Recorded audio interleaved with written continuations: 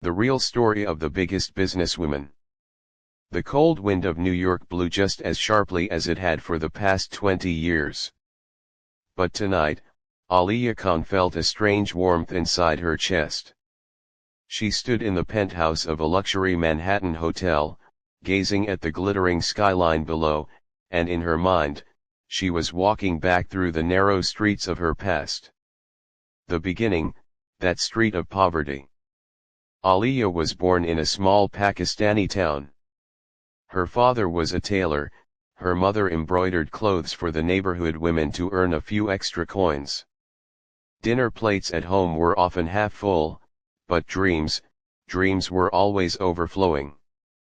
Her mother would tell her, "My daughter, we may be poor, but your dreams should always be rich." Aliyah dropped out of school in the 10th grade to help pay the rent. But somewhere deep inside, she knew she wanted the world to know her not for her poverty, but for her success. The journey to America. At 19, with her uncle's help, she arrived in New York. She didn't speak English, had no money, and no connections. She babysat for a Bengali family during the day, and at night, she washed dishes in a diner. The city's noise and her loneliness often made her cry quietly in her small rented room.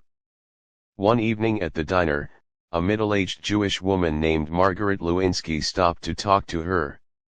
Margaret studied her for a moment and said, "You have that fire in your eyes, the kind you only see in people who have something to prove."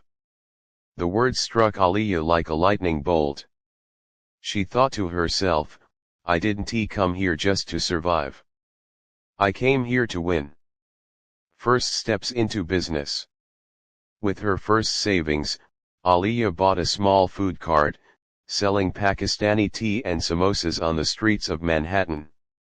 Standing in freezing wind, smiling at strangers while handing them steaming cups of chai, it wasn't easy. The police shut her cart down multiple times for not having a license. Food went to waste. Some days, she barely made enough to eat. But Aliyah had a rule: falling is acceptable. Quitting is not. After 2 years, she got her license and opened a small cafe called Spice and Chai. Margaret became a regular, offering advice and sometimes quietly leaving extra bills on the counter. The price of success. The cafe started doing well. But with success came unexpected pain. One evening, Aliyah received a call her mother was gravely ill, cancer in its final stage.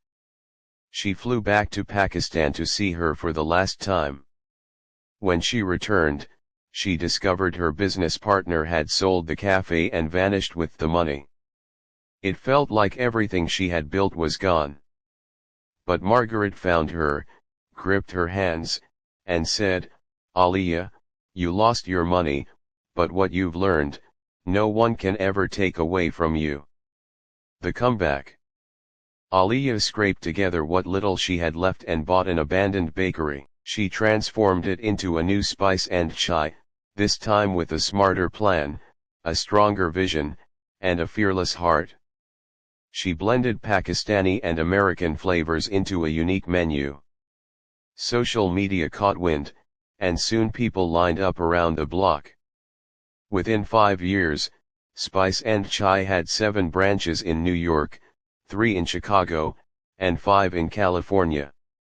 Aliyah made it a rule to hire immigrant women like her, giving them a chance to rewrite their own stories. The award night.